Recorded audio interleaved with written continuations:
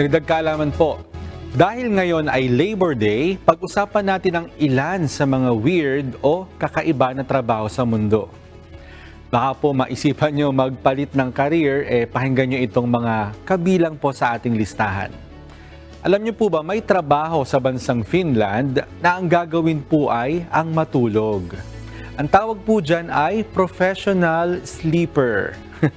Trabaho niya na itest ang mga higaan kung komportable bang tulugan at sa sweldo na siya.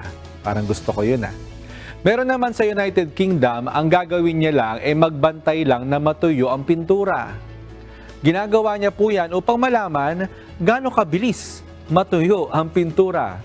Titignan mo lang. Eto pa isa. Baka naman gusto niyo maging full-time Netflix viewer. Tama po kayo. Walang gagawin kundi manood lang ng Netflix at may instant sweldo ka na. O baka naman magaling po kayong umiyak. Pwede kayong mag-apply na professional mourner o taga-iyak. Wala kang gagawin kundi umiyak ng malakas at babayaran ka na nila. Kung gusto nyo naman kumain, eto, sa mga mahilig kumain, subukan nyo maging dog food taster.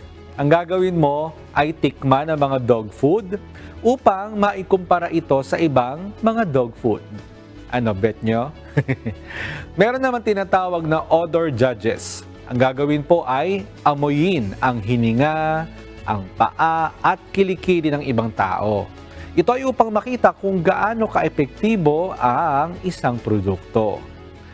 Baka meron po kayo nagustuhan sa mga trabaho na yan. Abay, mag-apply na po kayo sa lalong madaling panahon.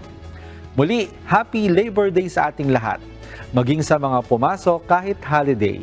Sana may natutuhan kayo at laging tatandaan, mapalad po ang tao na nakakasumpong ng karunungan at ang tao na nagtatamo ng kaunawaan.